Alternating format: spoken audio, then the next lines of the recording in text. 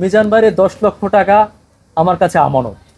আমি অনেক ক্ষেত্রে অভিযোগ শুনি, আমাদের প্রবাসী ভাইরাও বলে আমরা কষ্ট করি, আমরা দেশের জন্য কিছু করতে চাই, কিন্তু আমরা অনেক সময় ভরসা করতে পারি না। আবার এটাও শুনি যে অনেকে টাকা পেয়ে, অনুদান পেয়ে সেটা যথাযথভাবে দেন না।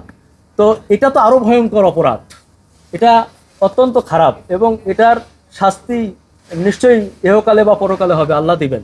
তো আমরা যেটা করেছি যে আমরা যদি কেউ 2 টাকা দেয়, আমরা সেই আমানতটা রক্ষা করেছি। আমার সাথে যত প্রবাসী ভাইয়েরা যোগাযোগ করেছেন, আমার জন্য শুধু এই মোহনার ক্ষেত্রে না, যার ক্ষেত্রে যতটুকু করেছেন আমরা ততটুকু চেষ্টা করেছি সাধ্যমতো করার।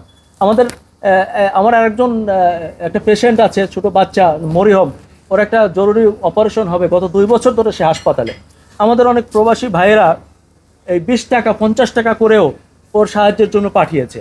আমি কি করেছি, আমি যখন সেই হাসপাতালে যাই, দেখবেন আমি হেঁটে যাই, আমি মোটরসাইকেল নিয়ে যাই, আমি ওই 10-20 টাকা দিয়ে আমার রিক্সা ভাড়াও খরচ করি না, কারণ আমি চাই যে ওই 20 টাকা দিলে যেন ওই বাচ্চাটার চিকিৎসার জন্য সে 20 টাকা ব্যয় করা হয়। এবং ইনশাল্লাহ আমি সেটা রক্ষা করে চলি। আমি মনে করি এটা আমানত, এই আমানতটা যত যার প্রাপ্য, এটা মোহনারই প্রাপ্য, মোহনা পেয়েছে। আজকে আমার খুব শান্তি লাগছে যে আমি আজকে ওর হাতে এটা তুলে দিতে পারছি। ধন্যবাদ।